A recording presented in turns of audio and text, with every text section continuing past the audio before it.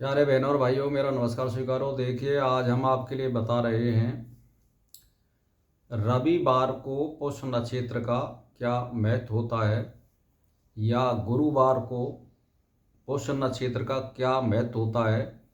तो देखिए, ये महासिद्धि योग कहलाता है रविवार को यदि पुष्य योग पड़ता है तो। अब इसमें हम दूसरी शुभ लाभ या अमृत घड़ी देखेंगे तो अति महाशुभ योग हो जाएगा। फिर यदि हम इसमें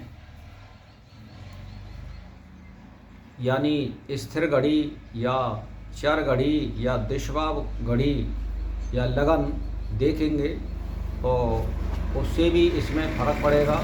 तो देखिए, मैं आपके लिए बता रहा हूँ, यदि आपको कोई काम की शुरुआत करनी है या कोई रिद्धि सिद्धि करनी है तो इससे आप शुरुआत कर सकते हैं। यदि कोई जड़ी बूटी को आपको उखाड़ना है तो ये जो है नक्षत्र पड़ रहा है रविवार का 6 अप्रैल का, और इसमें नमी पड़ रही है, यानी चैत शुक्ल पक्ष नमी, रविवार संवत 2082, शाख 1947, और तारीख इसमें 6 अप्रैल है। इसको ध्यान में रखिए।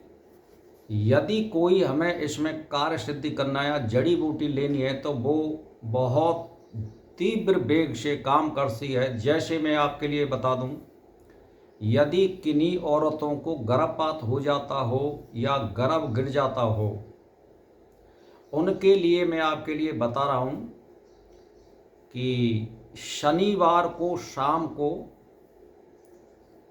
इस पेड़ को, धतूरे वाले को, काले धतूरे को निमंत्रण दीजिए। वहाँ कलाया बांधिए, उस पेड़ में हल्दी पटकिए, साबुत रोली पटकिए और अक्षत यानी चावल, और उसमें कम से कम 1 बाल्टी पानी लोटा से धीरे धीरे करें और निवेदन करें कि हे धतूरे महाराज, मैं आपको गर्भ स्थापना के लिए या गर्भ ना गिरे उसके लिए मैं ले जाऊंगा सुबह।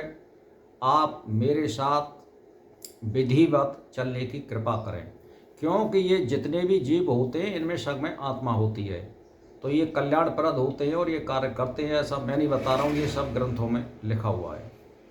हम उसी की लकीर को पीटते हैं, हमने कोई नई खोज नहीं कर सकते और ना कोई करेगा। तो कहने का मतलब ये, इसको इस तरह से निमंत्रण दे करके, लेकिन वो कौन देगा निमंत्रण इसको? जो कन्या होती है 6, 7 या 8 साल की होनी चाहिए, जो रजस्वला नहीं भई हो, वो लड़की निमंत्रण देगी। और वो फिर सुबह इसी तरह हम जब लगभग 8 बज जाएंगे सूर्योदय के बाद, यानी हमें सुबह सुबह सूर्योदय के पास नहीं लेना है। क्यों नहीं लेना है? कि वहाँ जो है अशुभ घड़ी रहती है इतवार को 1.5 घंटा तक, यानी 6:15 बजे सूर्योदय हो रहा है लगभग में, मथुरा या भरतपुर, आगरा या पलवल, यहाँ तक भी। तो यहाँ क्या है कि आप उसमें टाइम देख लीजिए, तुम्हारे यहाँ कितने बजे सूर्योदय है, उससे हमें 1.5 घड़ी बचानी है सूर्योदय से। तो हमारे हिसाब से 7:45 बजे तक अशुभ घड़ी है, तो 8 बजे के बाद में 4 घंटा तक यानी 12 बजे तक हम इस जड़ी बूटी को ले सकते हैं। तो वो कैसे लेना है कि फिर हमें जा कर के पानी करना है, 1 बाल्टी पानी, और जो है अक्षत, और जो है कलाया, धूप अगरबत्ती जोड़नी है, और हल्दी गेरनी है, कलाया गेरना है, रोली गेरनी है, और फिर धूप दे करके और हमें प्रणाम करना है कि हे धतूरे महाराज, हम आपको गर्भ ना गिरे इसी हेतु लेने आए हैं, और हमें आप अपने साथ चलिए और आपका हम स्वागत करते हैं, इस तरह से। और अपना जो गुरु ने मंत्र दिया है उस मंत्र को आप माँ बोल सकते हैं, और यदि नहीं दिया है तो आप गायत्री मंत्र को वहाँ बोल सकते हैं, या जो तुम पे मंत्र आता हो उसको वहाँ बोल सकते हैं। तो ये ब्रह्म है, सब में व्यापक होता है, तो वहाँ इस मंत्र को आप बोल दीजिए और उसको जड़ी को ले आइए। इसी तरह से आप धन वृद्धि के लिए या शुभता के लिए या शुद्ध बुद्धि देने के लिए शंख पुष्पी की जड़ को इसी तरह निमंत्रण दे करके आप ला सकते हैं। और उस जड़ में इसी तरह से निमंत्रण देना है और कलाया और धूप अगरबत्ती वगैरह करनी है, शाम को देनी है शनिवार को। और उसमें भी कन्या का योग है, 8-9 साल की कन्या उसको निमंत्रण देगी। वही बिना लकड़ी के ये जड़ उखाड़नी है हाथ से। कोई मतलब ये है कि हमें लोहे का हथियार नहीं चलेगा, केवल लकड़ी से आप इसको खोद सकते हैं और वो लड़की ही इसको खोदेगी। यदि आप धतूरे की जड़ ला रहे हैं तो उसको जड़ को ला करके फिर गंगा जल से स्नान करके आप रख लीजिए और जो है उसमें से इतना सा टुकड़ा ले लीजिए। और जिस औरत के 1 या 2 महीने का गर्भ हो गया हो, कलाई में उसको बांध करके और कमर में बांध सकती है वो औरत। जब 9 महीना हो जाए तो उसको उतार करके पीपल के पेड़ पर या किसी कुआं में या कोई चलते हुए पानी में हम शुद्ध में उसको गिर सकते हैं। इस तरह से ये करना है। और यदि आप शंख पुष्पी को ला रहे हैं तो इसी तरह से निमंत्रण देना है और उसकी जड़ हमें ला करके रखनी है।